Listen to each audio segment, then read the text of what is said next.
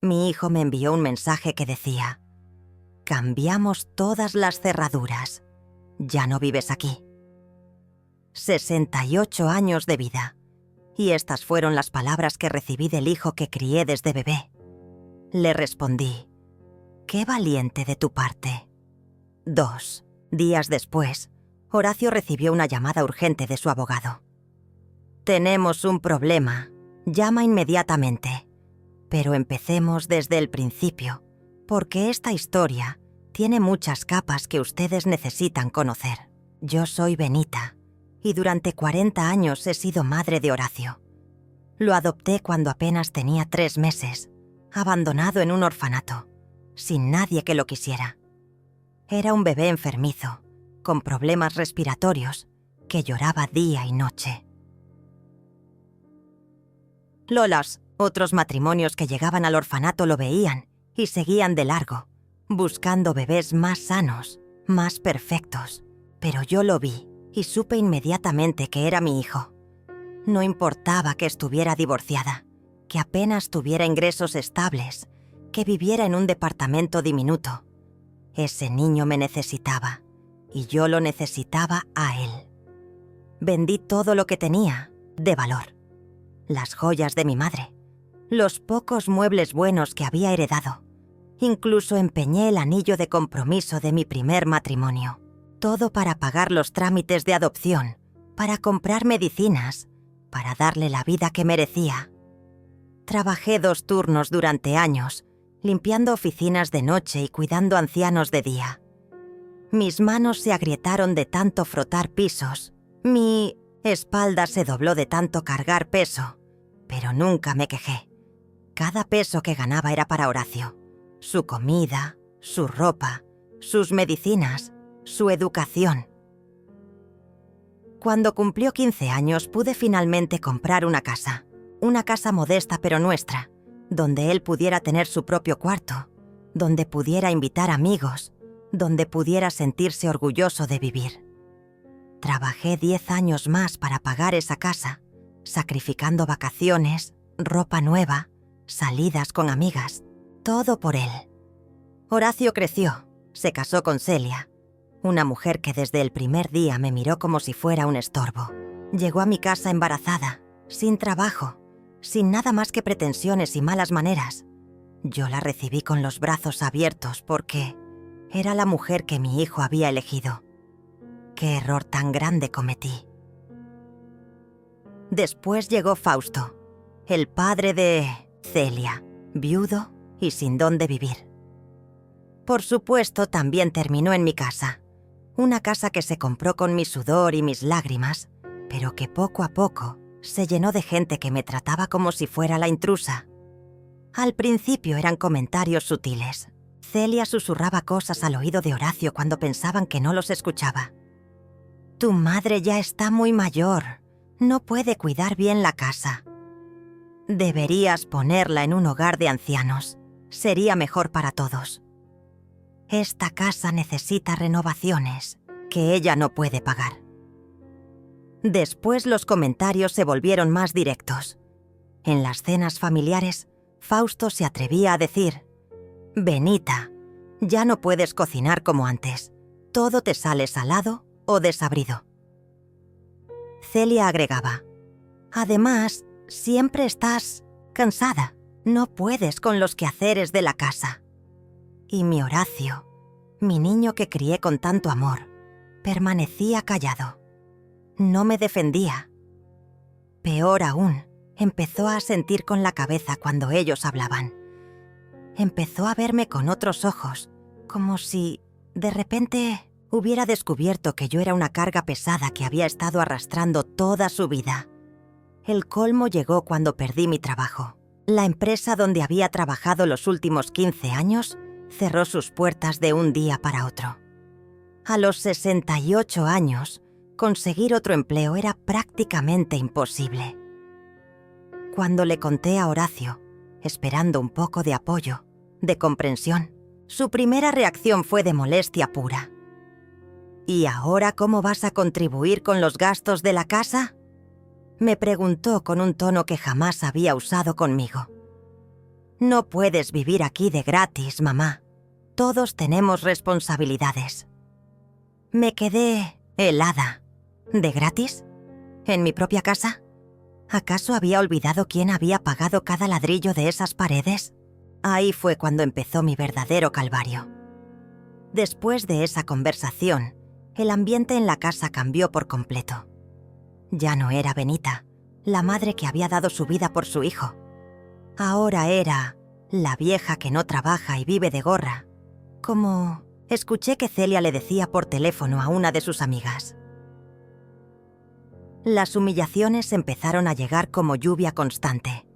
Horacio me asignó tareas domésticas específicas: lavar la ropa de todos, limpiar los 3 baños, cocinar para 4 personas, mantener el jardín impecable. Si no puedes contribuir con dinero, al menos haz algo útil. Me dijo con una frialdad que me atravesó el alma. Celia, por su parte, se convirtió en mi supervisora personal. Revisaba todo lo que yo hacía con lupa.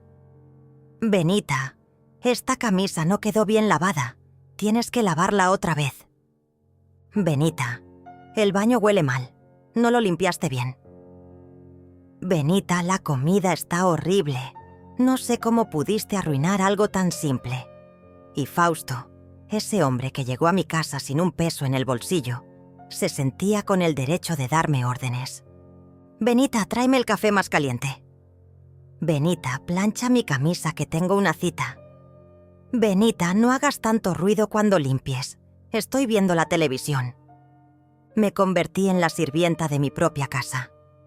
Pero lo peor no eran las tareas domésticas. Lo peor era la crueldad psicológica que ejercían sobre mí día tras día. Horacio había aprendido a hablarme con el mismo desprecio que Celia. Ya no era mamá, era Benita a secas. Ya no me daba los buenos días. Apenas me dirigía la palabra si no era para darme alguna orden o queja.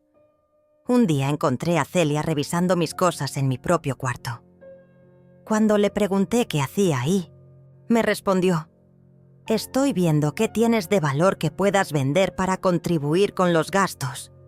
Ya es hora de que aportes algo a esta familia». «¿De qué familia hablas?», le pregunté, sintiendo cómo la rabia me subía por la garganta.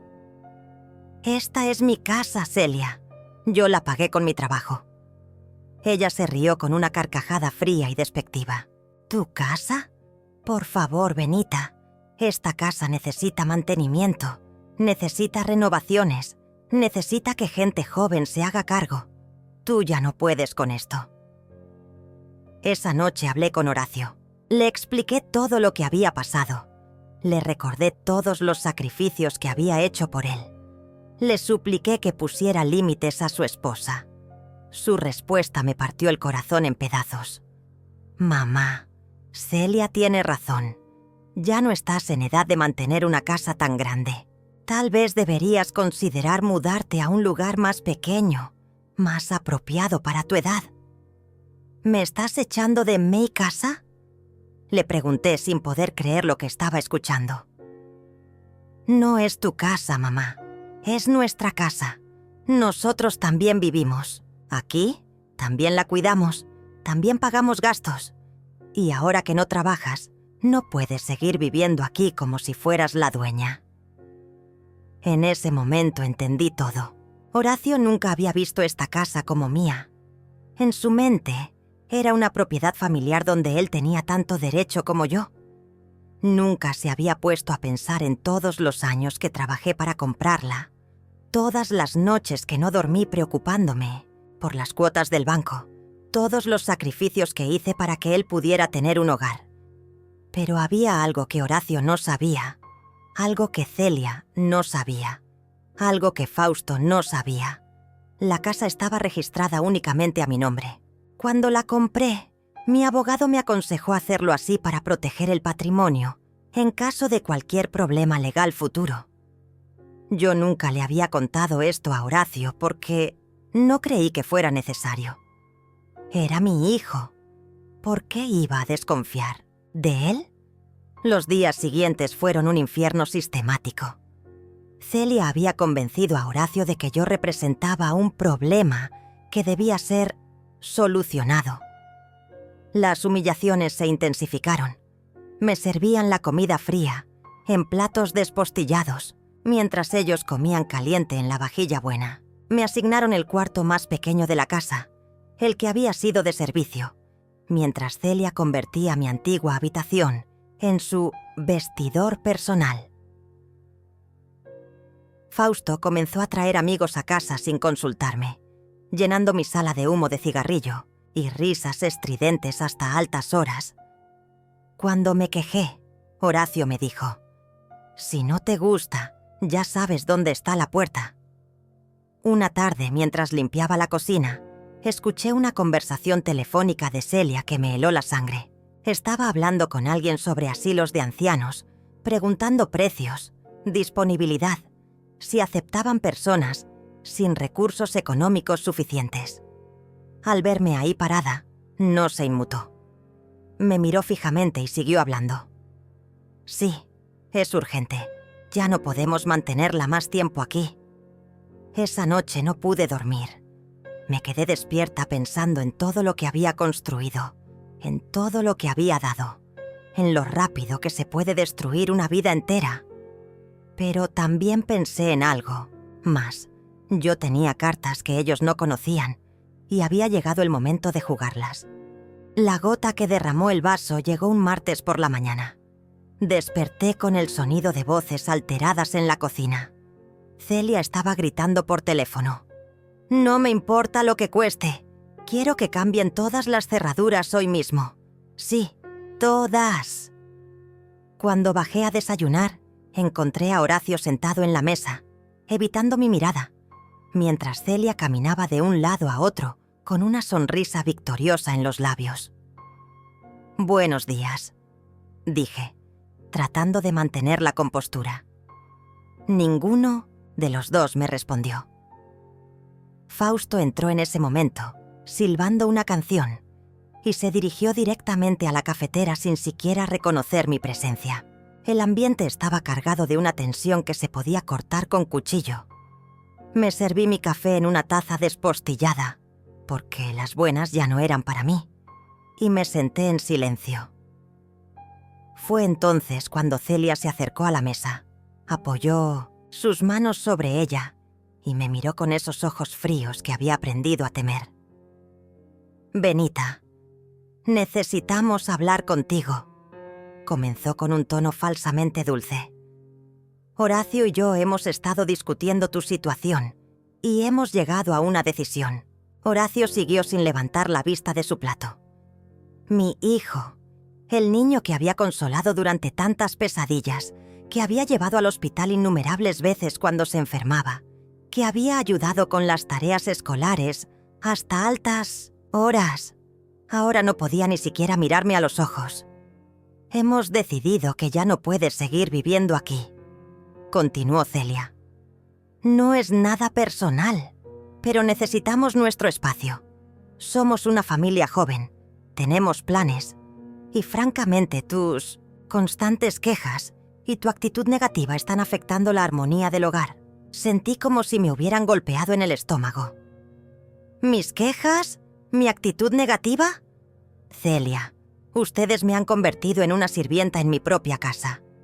«Esta no es tu casa», gritó Fausto desde la cocina. «Esta es la casa de mi hija y mi yerno. Tú eres solo una vieja que vive de la caridad ajena». Por primera vez en meses, Horacio habló. «Papá Fausto tiene razón, mamá. Esta casa es de todos nosotros ahora, y todos tenemos que hacer sacrificios». «¿Sacrificios?». Mi voz comenzó a temblar de indignación. «¿Qué sacrificio has hecho tú, Horacio? ¿Cuándo te has sacrificado por mí como yo me sacrifiqué 40 años por ti?». Celia se rió con esa risa cruel que había perfeccionado. «¿De qué sacrificio hablas, Benita? ¿De criarlo? Era tu obligación como madre. Nadie te pidió que lo adoptaras. Esa fue tu decisión. Además», agregó Horacio con una frialdad que me cortó como una navaja, Ya hicimos arreglos para ti. Encontramos un hogar de ancianos muy bueno, con gente de tu edad. Vas a estar mejor ahí, rodeada de personas que entienden tus necesidades. Un hogar de ancianos. Repetí las palabras como si fueran veneno en mi boca. Quieren internarme. No, seas dramática, dijo Celia agitando la mano como si estuviera espantando una mosca. Es por tu propio bien. Allá vas a tener atención médica, actividades apropiadas para tu edad. No vas a tener que preocuparte por mantener una casa. Y nosotros podremos vivir en paz, murmuró Fausto desde la cocina, creyendo que no lo había escuchado. Me levanté de la mesa lentamente. Mis piernas temblaban, pero no de miedo. Temblaban de una rabia que había estado conteniendo durante meses. ¿Y si me niego? Horacio finalmente me miró a los ojos.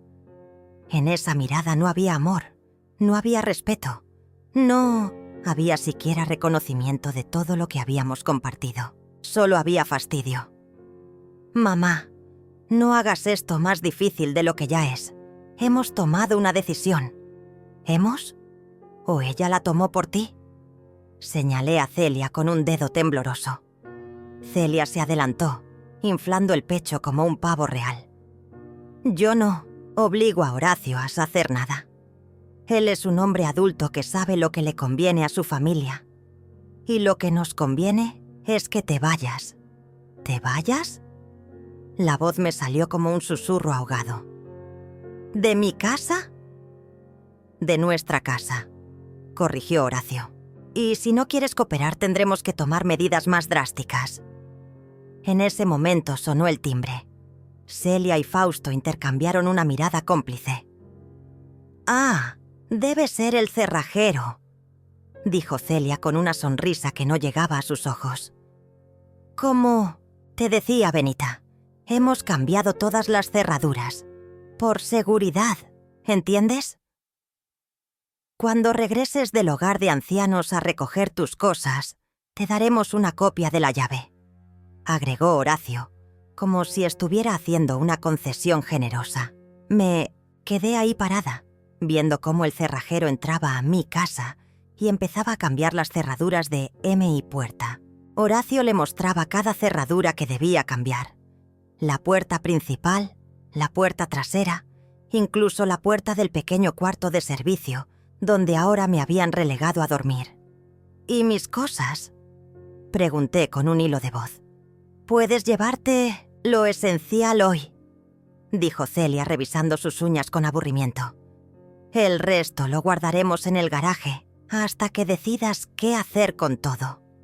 Pero no te demores mucho», agregó Fausto. «No tenemos espacio ilimitado para guardar trastos viejos». Subí a mi cuarto, el cuarto de servicio que me habían asignado, y comencé a meter algunas ropas en una maleta vieja. Mis manos temblaban mientras doblaba mis vestidos, mis pocas joyas, las fotografías de Horacio cuando era niño. Fotografías donde sonreía abrazado a mí, donde me llamaba la mejor mamá del mundo. Cuando bajé con mi maleta, ellos estaban en la sala riendo y brindando con champán. ¿Celebrando?, pregunté. «Celebrando nuestra nueva libertad», respondió Celia alzando su copa. «Por fin podremos vivir sin supervisión constante». Horacio no dijo nada. Se limitó a mirar hacia otro lado mientras yo me dirigía hacia la puerta, que ya no podría abrir con mis propias llaves. Antes de salir me volteé una última vez. «Horacio, mírame a los ojos». Él levantó la vista con reluctancia. «Esto no va a terminar como ustedes creen», le dije con una calma que me sorprendió a mí misma. «No me conocen tanto como creen que me conocen». Celia se rió. «¿Qué vas a hacer, Benita? ¿Contratar un abogado con qué dinero? ¿Demandarnos por echarte de una casa que ni siquiera puedes demostrar que es tuya?» Sonreí. Por primera vez en meses, sonreí de verdad. «Veremos, Celia, veremos». Salí de esa casa con mi maleta en una mano y mi dignidad pisoteada, pero con algo que ellos no sabían que tenía: un plan. Me dirigí directamente al Hotel Plaza, el más elegante de la ciudad. Cuando llegué a recepción, la empleada me miró, con cierta sorpresa. Una mujer mayor, con una maleta modesta, pidiendo la suite presidencial, no era algo que vieran todos los días.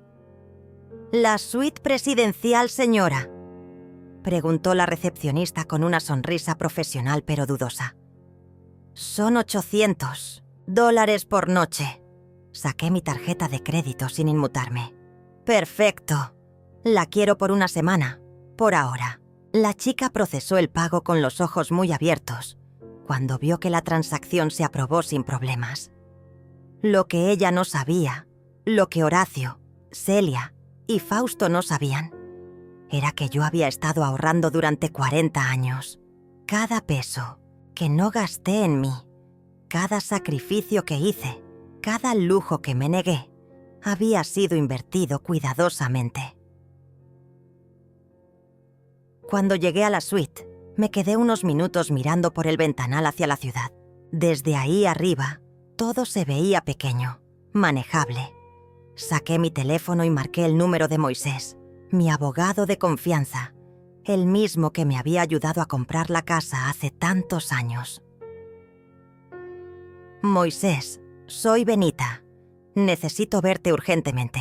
«Sí, hoy mismo, en el Hotel Plaza, suite presidencial. Y trae todos los documentos de la casa». La sorpresa en su voz era evidente, pero conocía mi carácter lo suficiente para no hacer preguntas por teléfono. Una hora después, Moisés estaba sentado en mi elegante sala temporal, revisando los papeles con una sonrisa que no podía disimular. «Benita, ¿me estás diciendo que tu hijo no sabe que tú eres la única propietaria legal de esa casa?» Nunca se lo dije explícitamente. Cuando la compré, él era menor de edad. Después, cuando se casó, nunca surgió el tema. Él asumió que era una propiedad familiar. Me serví un té de la porcelana fina del hotel. Fue ingenua de mi parte pensar que no era necesario aclararlo. Moisés revisó cada página de la escritura. «Aquí está todo perfectamente claro. Benita Rodríguez, propietaria única y absoluta. Ellos no tienen ningún derecho legal sobre esa propiedad». «¿Y qué opciones tengo?», pregunté, aunque ya sabía la respuesta. «Puedes desalojarlos inmediatamente. Es tu casa. Ellos son ocupantes sin permiso legal. También puedes demandarlos por daños y perjuicios si han modificado algo de la propiedad sin tu consentimiento». Moisés hizo una pausa. «¿Cambiaron las cerraduras?». «Hoy mismo». «Perfecto. Eso es alteración ilegal de propiedad ajena. Puedes presentar cargos criminales si quieres». Sus ojos brillaban con la emoción de un abogado que sabía que tenía un caso ganado. «Quiero hacer esto bien, Moisés. Quiero que sea legal, implacable, y que ellos no tengan escapatoria. Pero también quiero que sea público. Quiero que todos sepan exactamente quiénes son estas personas». Pasamos las siguientes 3 horas planificando la estrategia. Moisés redactaría las demandas. Yo reuniría todas las pruebas de las humillaciones y el abuso emocional. Tenía mensajes de texto. Tenía grabaciones en mi teléfono de algunas de las conversaciones más crueles. Tenía fotografías de cómo habían reorganizado mi casa sin mi permiso. Esa noche, desde la comodidad de mi suite, escribí en mi diario todo lo que había pasado. Cada humillación, cada desprecio, cada momento en que me habían hecho sentir invisible en mi propia casa. Pero por primera vez en meses, no lloré. Al contrario, me sentí poderosa. Al día siguiente, mientras desayunaba, huevos Benedict y café colombiano en el servicio a la habitación, recibí un mensaje de Horacio. «Mamá, espero que entiendas que lo que hicimos fue por tu bien. Cuando estés lista para recoger tus cosas, avísanos». Le respondí. «No te preocupes, hijo. Pronto voy a recoger lo que es mío». Por la tarde fui de compras. Hacía años que no me compraba ropa nueva, que no me daba el lujo de elegir algo bonito para mí. Compré 3 vestidos elegantes, zapatos de buena calidad, una cartera de cuero genuino. Cuando la vendedora me preguntó si era para alguna ocasión especial, sonreí. Sí, es para una reunión muy importante. Esa noche llamé a mi antigua compañera de trabajo, Graciela, para contarle lo que había pasado. Su indignación fue inmediata. «Benita, ¿cómo pudieron hacerte esto? Después de todo lo que sacrificaste por ese muchacho». «Graciela, necesito que me hagas un favor. ¿Conoces a alguien en los medios de comunicación? Quiero contar mi historia, pero quiero contarla bien». Graciela conocía a una periodista de investigación que se especializaba en casos de abuso familiar. Se llama Raquel y te aseguro que vas a estar muy interesada en tu historia. Esto es exactamente el tipo de casos que ella investiga. Al colgar el teléfono, me sentí más tranquila de lo que había estado en meses. Por primera vez desde que había comenzado esta pesadilla, tenía control sobre mi propia vida. Tenía dinero, tenía ayuda legal, tenía un plan y, más importante aún, tenía la ley de mi lado. Me paré frente al espejo del baño de mármol de mi suite. La mujer que me devolvía la mirada ya no era la Benita humillada y derrotada que había salido de su casa con una maleta. Esta era una mujer que había encontrado su fuerza, que había recordado su valor, que estaba lista para pelear por lo que era suyo. Mañana comenzaría la contraofensiva. Mañana, Horacio, Celia y Fausto descubrirían que habían subestimado completamente a la mujer que creían haber vencido. Mañana se darían cuenta de que había una gran diferencia entre ser bondadosa y ser débil, y yo estaba lista para enseñarles esa diferencia. El miércoles por la mañana Moisés y yo nos dirigimos directamente a la oficina del registro de la propiedad. Necesitaba copias certificadas de todos los documentos, cada papel que probara de manera irrefutable que esa casa era mía y solo mía. El empleado, un hombre mayor llamado Uriel, revisó los archivos con meticulosidad. «Señora Benita, aquí está todo. Usted compró esta propiedad hace 23 años. Pagó en su totalidad. Nunca ha habido copropietarios. Nunca ha habido transferencias parciales. Es usted la única dueña legal», confirmó Uriel mientras sellaba cada documento con el sello. «Oficial». «Perfecto», dije guardando los papeles en mi nueva cartera de cuero. Ahora vamos a la segunda parte del plan. Nos dirigimos a la inmobiliaria más prestigiosa de la ciudad, Inmobiliaria Premium. Cuando llegamos, pedí hablar directamente con el gerente. Se trataba de una oficina elegante, con grandes ventanales y muebles modernos. El gerente, un hombre joven llamado Simón, nos recibió con una sonrisa profesional. «Señora, ¿en qué podemos ayudarla hoy?» «Quiero poner mi casa en venta», dije colocando los documentos sobre su escritorio. «Es una propiedad de 4 habitaciones, completamente pagada, en excelente ubicación». Simón revisó los papeles y sus ojos se iluminaron al ver el valor estimado de la propiedad. «Es una casa hermosa, señora Benita. Podríamos conseguir un excelente precio por ella. ¿Cuándo podríamos hacer la evaluación?» «Hoy mismo. Pero hay un pequeño detalle que debo mencionarle». Me acomodé en la silla con la tranquilidad de quien tiene todas las cartas en la mano. «Actualmente hay ocupantes ilegales en la propiedad, personas que cambiaron las cerraduras sin mi autorización y que se niegan a salir». La expresión de Simón cambió. «¿Ocupantes ilegales? ¿Eso podría complicar la venta?» «No se preocupe», intervino Moisés mostrando otros documentos. «Ya iniciamos el proceso legal de desalojo. En 72 horas máximo, la propiedad estará libre». «Perfecto, entonces. ¿A qué hora podríamos ir a evaluar la propiedad?» Miré mi reloj.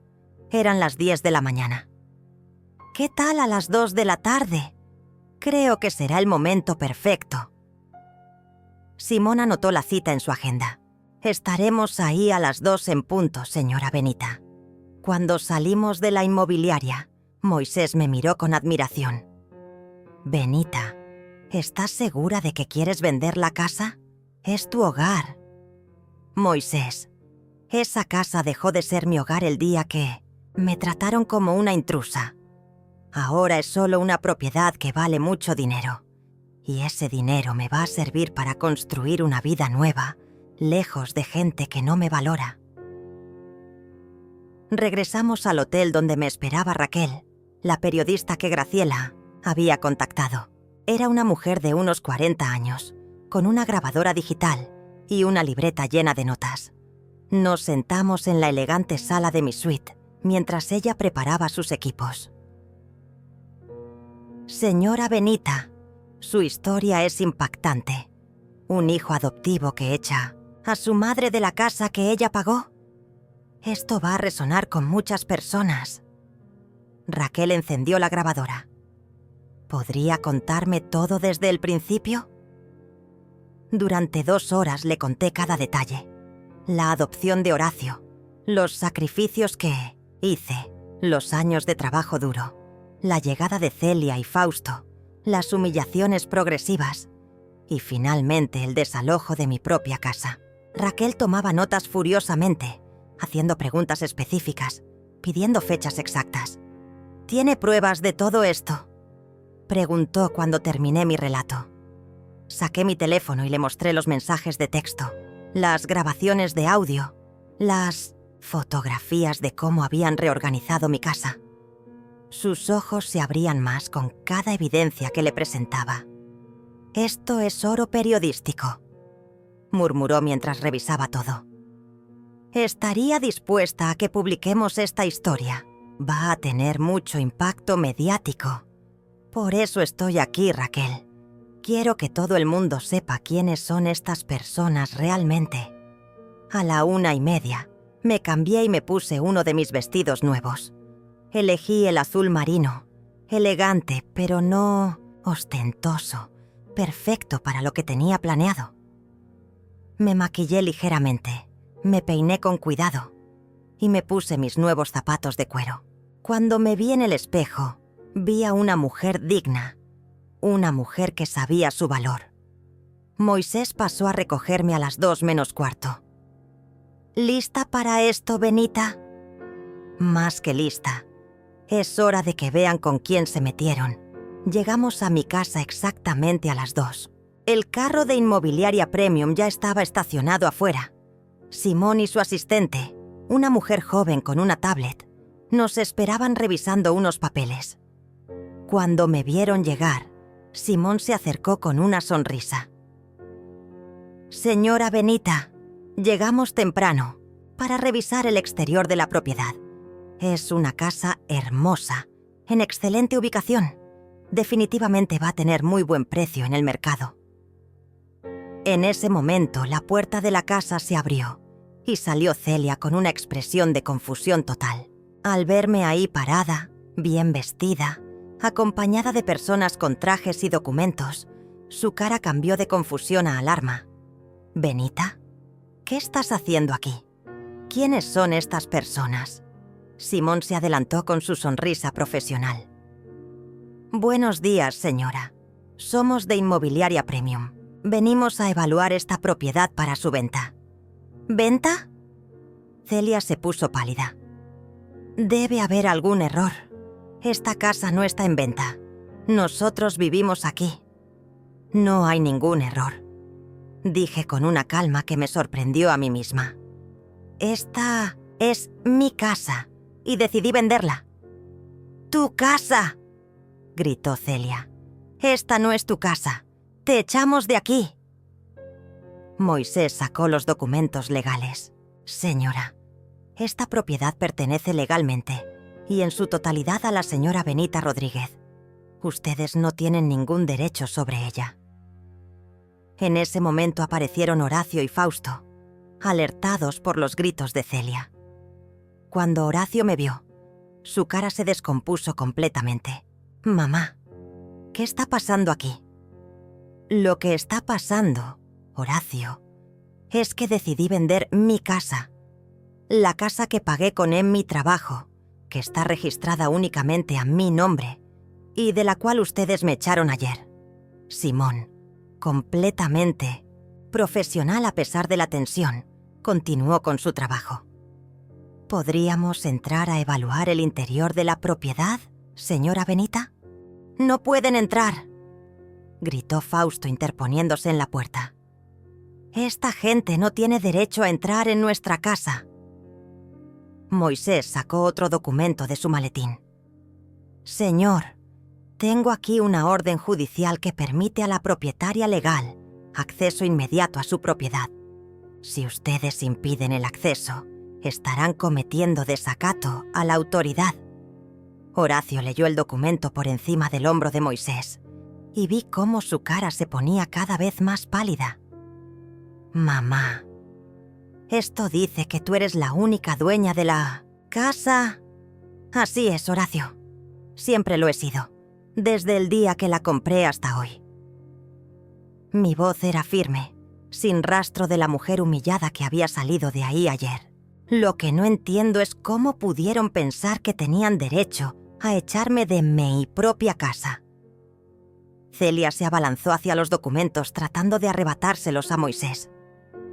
«Esos papeles deben ser falsos. Benita no puede ser dueña de esta casa. Ella no tiene dinero para comprar nada». Simón, que había estado observando todo con creciente incomodidad, carraspeó. «Señora Benita, tal vez deberíamos volver cuando este asunto esté resuelto». «No, Simón. Este asunto ya está resuelto. Saqué las llaves nuevas que Moisés había mandado hacer esa mañana después de obtener la orden judicial. Estas son mis llaves de mi casa. Entremos». La expresión en las caras de Horacio, Celia y Fausto, cuando vieron que mis llaves abrían las cerraduras que ellos habían cambiado, fue impagable. Era una mezcla de shock, terror y comprensión tardía de la magnitud de su error. Entramos a la casa seguidos por ellos, que parecían fantasmas en su propia pesadilla.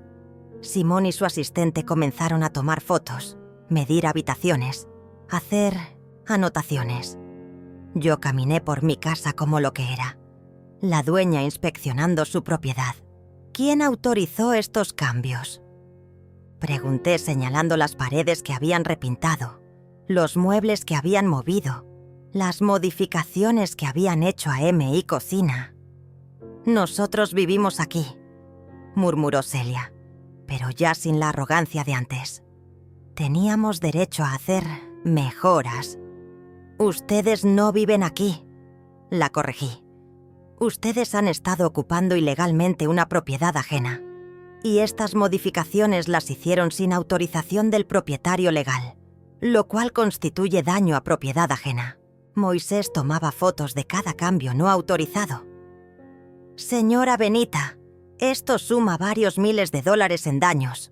Podemos incluirlo en la demanda». «¿Demanda?». La voz de Horacio era apenas un susurro. «Por supuesto, hijo. Ocupación ilegal, cambio no autorizado de cerraduras, daños a propiedad ajena, abuso psicológico. ¿Pensaste que esto iba a quedar así nomás?». Simón terminó su evaluación y se acercó a mí con una sonrisa. «Señora Benita, es una propiedad excelente.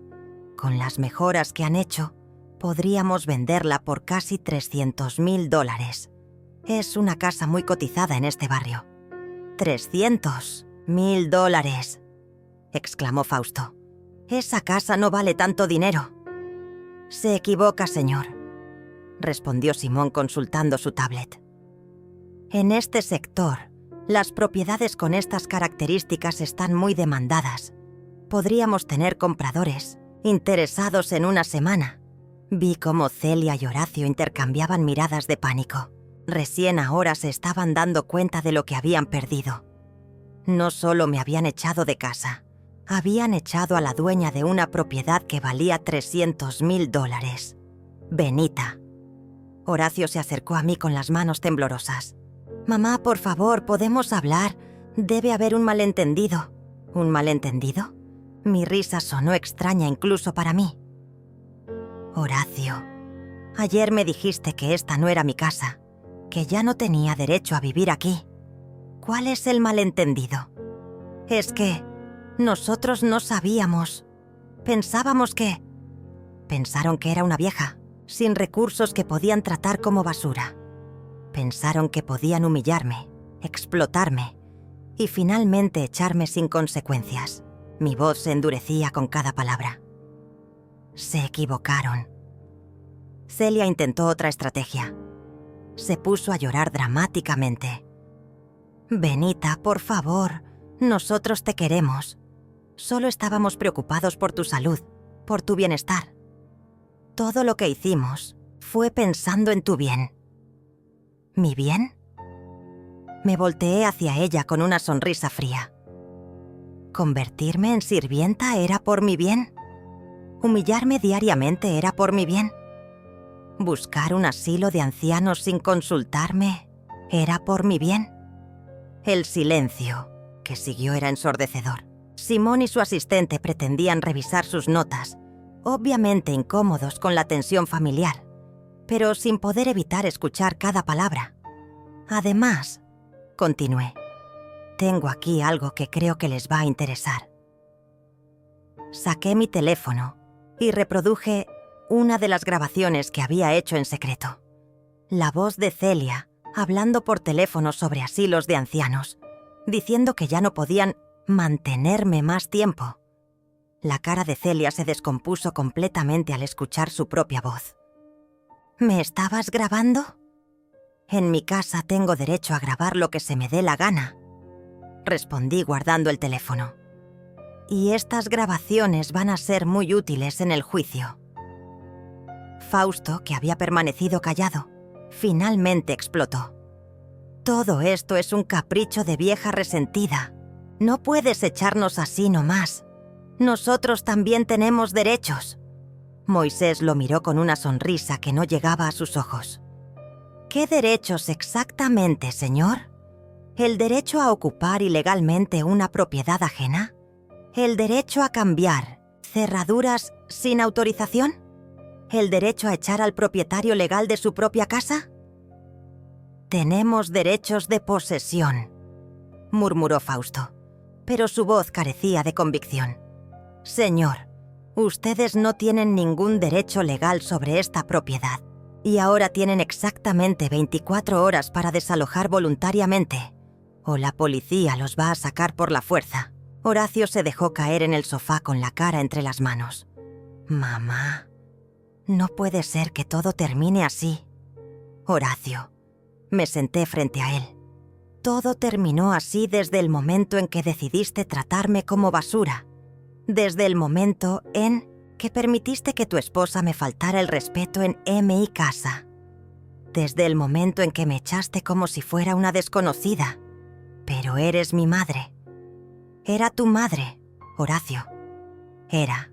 Esa misma noche, mientras Horacio, Celia y Fausto empacaban sus cosas en un silencio sepulcral, yo estaba de vuelta en mi suite del Hotel Plaza.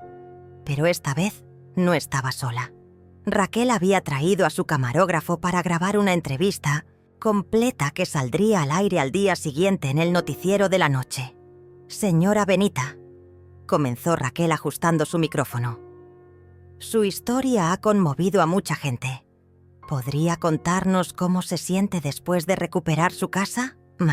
Acomodé en el elegante sillón, vestida con mi traje azul marino, sintiéndome más fuerte que nunca. «Me siento aliviada, Raquel. Aliviada de haber recuperado no solo mi casa, sino mi dignidad. Durante meses permití que me trataran como una ciudadana de segunda clase en mi propia propiedad. ¿Qué le diría a otras personas mayores que puedan estar pasando por situaciones similares? Que nunca olviden su valor, que documenten todo, que busquen ayuda legal y, sobre todo, que no permitan que el miedo a quedarse solas las haga aceptar maltrato de nadie, ni siquiera de sus propios hijos. La entrevista duró 1 hora. Raquel hizo preguntas profundas sobre el abuso emocional hacia los adultos mayores, sobre los derechos de propiedad, sobre la ingratitud familiar.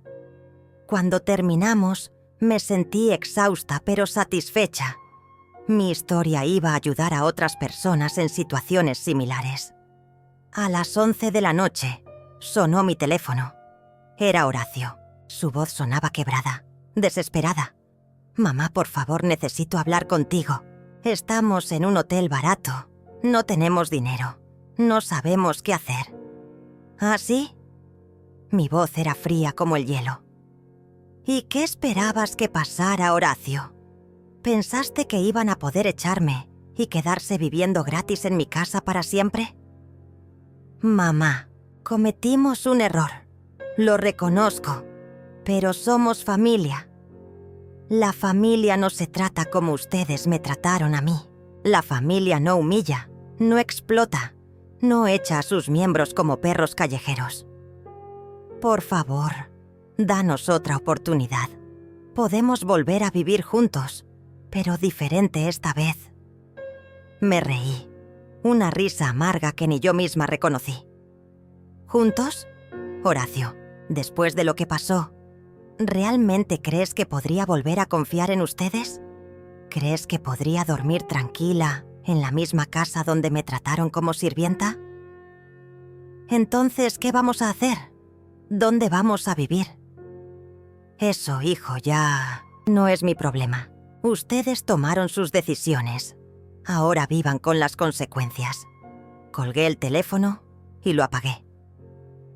Esa conversación había sido el cierre que necesitaba. Al día siguiente, la historia explotó en todos los medios. La entrevista de Raquel se volvió viral en cuestión de horas.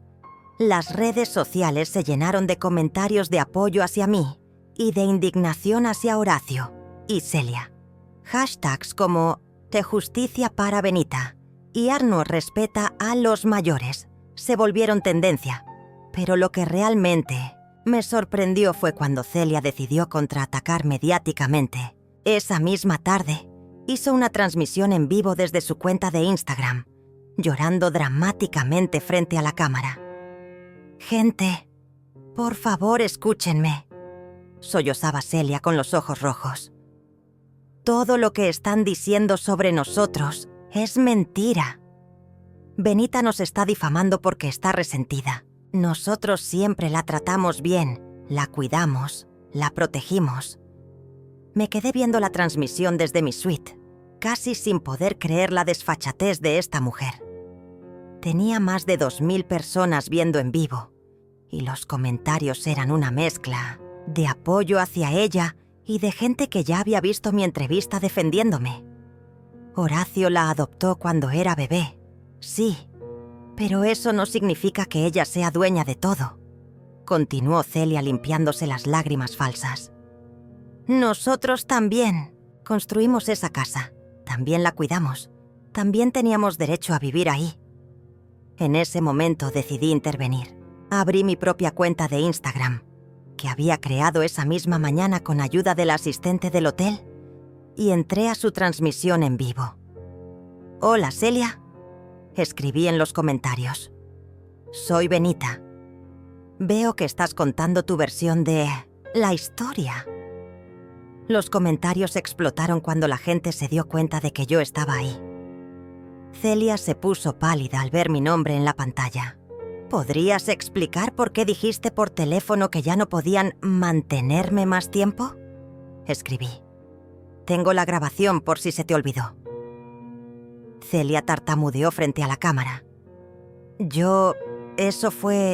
Estaba preocupada por tu salud. Y ¿podrías explicar por qué me asignaste el cuarto de servicio mientras tú convertías MI habitación en tu vestidor?» Los comentarios ahora eran una avalancha de gente pidiendo respuestas. Celia empezaba a perder el control. «Benita, no hagas esto público», me escribió en privado durante la transmisión. «Podemos arreglar esto en privado». Pero yo ya había decidido que esto tenía que ser público.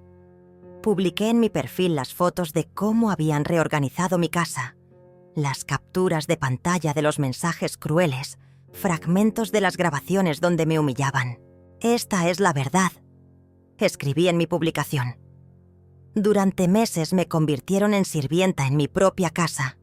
Me asignaron tareas domésticas, me hablaban con desprecio, me hicieron sentir como una carga.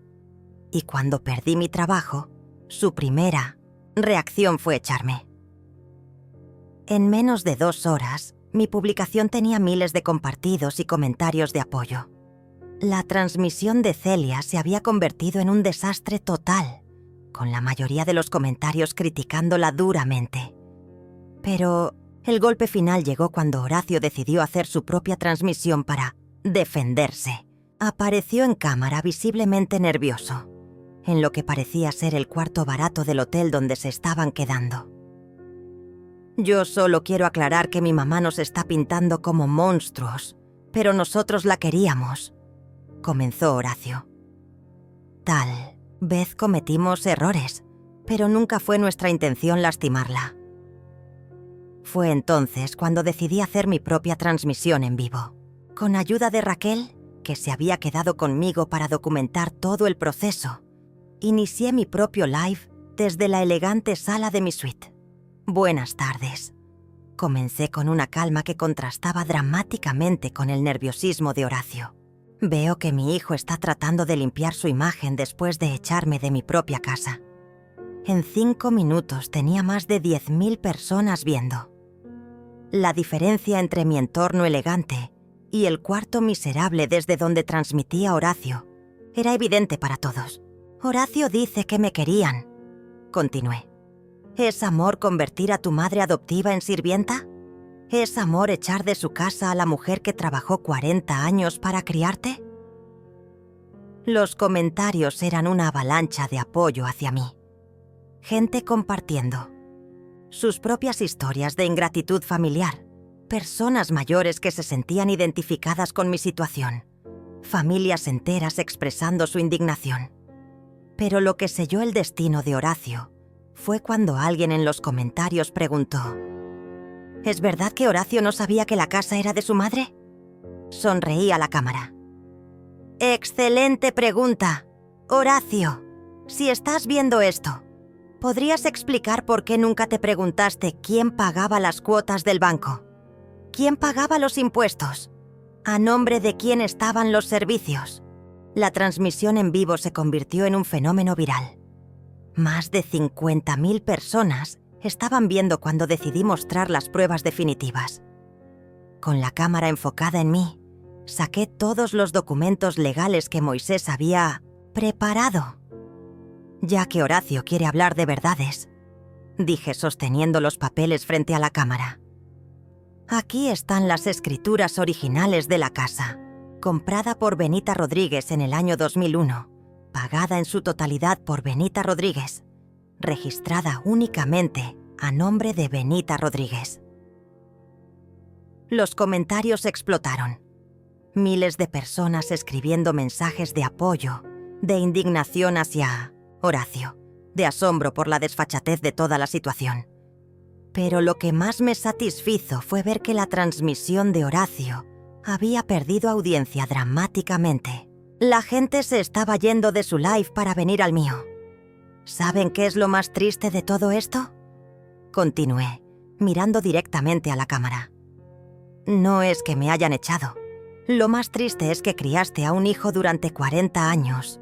Le diste todo tu amor, todo tu sacrificio, todos tus ahorros, y al final te trata como si fueras basura. En ese momento mi teléfono empezó a sonar insistentemente. Era Horacio. Decidí contestar en vivo, activando el altavoz para que todos pudieran escuchar. ¿Sí, Horacio? Mamá, por favor, para esta transmisión. Estás destruyendo mi reputación. Estás arruinando mi vida. ¿Tu reputación? Mi voz subió de tono. Horacio, tú destruiste tu reputación cuando echaste a tu madre de su propia casa. Yo solo estoy contando la verdad. Pero la gente me está atacando en las redes. Estoy recibiendo amenazas. Celia está llorando. Mi suegro está desesperado. ¿Y qué esperabas que pasara? ¿Pensaste que ibas a poder humillar públicamente a tu madre y que no iba a haber consecuencias? Los comentarios del live eran brutales contra Horacio. La gente estaba furiosa, compartiendo la transmisión, etiquetando a sus contactos para que vieran lo que estaba pasando. Mamá, yo te doy la razón. Cometimos errores, pero esto ya es demasiado. Por favor, perdónanos. ¿Perdón? Me reí con amargura. Horacio, ¿me pediste perdón cuando me convertiste en tu sirvienta personal? ¿Me pediste perdón cuando permitiste que tu esposa revisara mis cosas íntimas? ¿Me pediste perdón cuando me echaste como a un perro callejero? Nosotros. No, Horacio. El tiempo del perdón se acabó. Ahora es tiempo de consecuencias. Colgué el teléfono y continué con la transmisión. Para entonces ya tenía más de 100.000 personas viendo. La historia se había vuelto viral no solo en mi país, sino internacionalmente. ¿Saben qué me da más tristeza?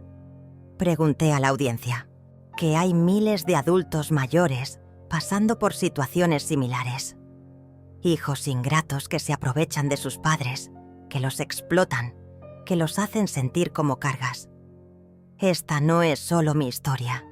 Esta es la historia de miles de personas mayores que son maltratadas por sus propias familias. Los comentarios ahora incluían testimonios de gente compartiendo sus propias experiencias, historias desgarradoras de abuso familiar, de explotación económica, de abandono emocional. Mi transmisión se había convertido en una plataforma para que las voces silenciadas fueran escuchadas. Raquel, que estaba filmando todo desde otro ángulo, me hizo una seña. Había llegado Moisés con noticias importantes. «Disculpen un momento», le dije a la audiencia. «Mi abogado acaba de llegar con información importante». Moisés entró a cuadro con una sonrisa enorme. «Benita, tengo excelentes noticias. Acabo de recibir una llamada del abogado de Horacio. Quieren llegar a un acuerdo extrajudicial». «¿Qué tipo de acuerdo?», pregunté, aunque ya sabía la respuesta. «Están dispuestos a reconocer públicamente todo el daño que te causaron, a pagarte una compensación por los daños a la propiedad y a firmar un documento donde renuncian a cualquier reclamación futura sobre tu casa». Los comentarios explotaron de felicidad. La gente celebraba como si fuera su propia victoria. ¿Y si me niego al acuerdo? Entonces seguimos con el juicio penal por ocupación ilegal, daños a propiedad ajena y abuso psicológico. Podrían enfrentar hasta 5 años de prisión. Me quedé pensando por un momento, mirando a la cámara. Más de 150.000 personas esperaban mi decisión. ¿Saben qué, gente? No voy a aceptar ningún acuerdo. Esto va a llegar hasta las últimas consecuencias. No solo por mí, sino por todos los adultos mayores que están siendo maltratados y no tienen cómo defenderse. La audiencia enloquecida, de apoyo. Mensajes de admiración, de respeto, de agradecimiento llenaban la pantalla. Pero lo que realmente cerró el ciclo fue lo que pasó después. Al día siguiente, Horacio hizo una última transmisión desesperada, pero esta vez desde la calle. Al parecer, no habían podido pagar ni siquiera el hotel barato donde se estaban quedando. «Por favor», suplicaba a la cámara con los ojos llorosos. «Necesito que entiendan que mi mamá nos está destruyendo. Estamos en la calle, no tenemos dinero, no tenemos dónde ir». Pero ya era demasiado tarde. La opinión pública se había volcado completamente contra él. Los comentarios en su transmisión eran despiadados. Gente recordándole cómo había tratado a su madre, comparando su situación actual con lo que me había hecho vivir a mí. Lo más impactante fue cuando alguien, en los comentarios, escribió: Ahora sabes lo que se siente ser echado de tu casa, ¿verdad, Horacio? Esa noche, desde mi suite, publiqué mi mensaje final sobre el tema. Quiero que quede claro que yo no destruí la vida de Horacio. Él destruyó la suya propia con sus decisiones. Yo simplemente ejercí mis derechos legales y conté la verdad. Si la verdad los destruyó, es porque sus acciones eran destructibles. La publicación tuvo 500.000 de interacciones en 12 horas, pero más importante que los números, empezaron a llegarme mensajes privados de personas agradeciendo por haber hablado, de adultos mayores que habían decidido defenderse de situaciones similares, de familias que habían reflexionado sobre cómo trataban a sus padres y abuelos. Mi historia había trascendido lo personal. Se había convertido en un movimiento de dignidad para los adultos mayores, en un ejemplo de que nunca es tarde para defenderse, en una lección de que las acciones tienen consecuencias. Y mientras veía las luces de la ciudad desde mi ventana, supe que había hecho lo correcto. No solo había recuperado mi casa y mi dignidad, había encontrado mi propósito. 6 meses después, estaba sentada en la terraza de mi nueva casa, una hermosa propiedad con vista al mar que había comprado con el dinero de la venta. La casa anterior se vendió por $320,000, más de lo que Simón había estimado inicialmente. Con ese dinero no solo me compré esta nueva casa, sino que también invertí en un pequeño negocio y doné una parte significativa a organizaciones que protegen los derechos de los adultos mayores. El juicio había terminado, hacía 3 meses. Horacio, Celia y Fausto fueron declarados culpables de ocupación ilegal y daños a propiedad ajena. Recibieron sentencias de prisión en suspenso y una multa considerable que, por supuesto, no pudieron pagar. Además, quedaron con antecedentes penales que les han dificultado enormemente conseguir trabajo o alquilar una vivienda decente. Mi historia se había convertido en un documental que se transmitía en varios países. Raquel había ganado un premio de periodismo por su cobertura del caso, y yo me había convertido, sin buscarla, en una activista por los derechos de las personas mayores. Recibía invitaciones para dar charlas, participar en conferencias y asesorar a otras personas en situaciones similares. Pero lo más satisfactorio no eran los reconocimientos externos, era la paz que había encontrado. Por primera vez en años, despertaba cada mañana sin nudos en el estómago, sin miedo a las humillaciones, sin la constante sensación de caminar en terreno minado. Mi nueva casa era exactamente como la había soñado siempre, luminosa, con un jardín pequeño pero hermoso, y sobre todo, mía en todos los sentidos. Aquí no había nadie que me tratara como sirvienta, nadie que revisara mis cosas, nadie que me hiciera sentir como una intrusa en mi propio hogar. Graciela venía a visitarme regularmente. Habíamos retomado nuestra amistad después de años de que Celia me había prohibido recibir visitas porque alteraban la paz del hogar. Ahora tomábamos té en mi terraza, reíamos como cuando éramos jóvenes, y yo podía ser yo misma sin pedir permiso a nadie. Hace un mes recibí una carta. Era de Horacio. Una carta larga, llena de disculpas, de arrepentimiento, de súplicas, para que le diera otra oportunidad. Decía que había entendido el daño que me había causado, que Celia lo había manipulado, que se había dado cuenta de todo lo que yo había sacrificado por él. Leí la carta completa, la releí y después la guardé en un cajón.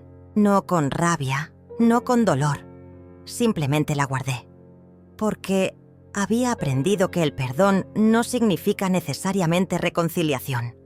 Había aprendido que amar a alguien no significa permitir que te destruya. Había aprendido que a veces, alejarse es el acto más amoroso que puedes hacer, tanto para ti como para la otra persona. Ayer recibí una llamada de una mujer llamada Rosa, de 72 años, que había visto mi documental. Me contó que sus hijos la habían estado presionando para que firmara la casa a su nombre, que la trataban cada vez peor que se sentía atrapada y sin opciones. Le di el teléfono de Moisés y le dije algo que ahora repito en todas mis charlas. Nunca es demasiado tarde para defenderte. Nunca eres demasiado vieja para valer. Esta mañana, mientras regaba mis plantas y escuchaba el sonido del mar, reflexioné sobre todo lo que había pasado. ¿Me arrepentía de haber adoptado a Horacio? No. Ese bebé enfermizo que nadie quería merecía amor, y yo se lo di con todo mi corazón. ¿Me arrepentía de haberlo sacrificado todo por él? Tampoco. En su momento esas decisiones nacieron del amor genuino. ¿Me arrepentía de haber tomado medidas drásticas cuando me faltaron el respeto? Para nada. De hecho, era lo único de todo este proceso de lo que me sentía completamente orgullosa, porque había aprendido la lección más importante de mi vida. La bondad nunca debe practicarse a costa de la autodestrucción. Ser buena persona no significa ser el tapete emocional de nadie, ni siquiera de tus propios hijos. Amar no significa permitir el abuso. Perdonar no significa olvidar las lecciones aprendidas. A mis 68 años, había descubierto que era posible reinventarse completamente, que era posible construir una vida nueva sobre las cenizas de la anterior, que era posible encontrar la felicidad después de la traición más profunda. Mi teléfono sonó. Era Moisés, contándome sobre otro caso similar al mío. Una señora de 75 años que necesitaba ayuda legal contra hijos abusivos. ¿Podrías hablar con ella, Benita? Tu historia le daría esperanza. Por supuesto, respondí sin dudar, porque ahora tenía un propósito más grande que mi propia historia. Tenía la responsabilidad de usar mi experiencia para ayudar a otros. Mientras colgaba el teléfono, miré mi reflejo en el cristal de la ventana. La mujer que me devolvía la mirada ya no era la Benita quebrada que había salido de su casa con una maleta 6 meses atrás. Esta era una mujer que había encontrado su fuerza, que había recuperado su dignidad, que había aprendido que nunca es demasiado tarde para escribir un nuevo capítulo en tu propia historia. El sol se estaba poniendo sobre el mar, pintando el cielo de colores dorados y rosados. Era hermoso, era pacífico y era mío, completamente mío. No me arrepiento de nada. Solo lamento no haber comprendido antes que la bondad nunca debe practicarse a costa de la autodestrucción. Pero no importa, al final aprendí la lección y al final gané.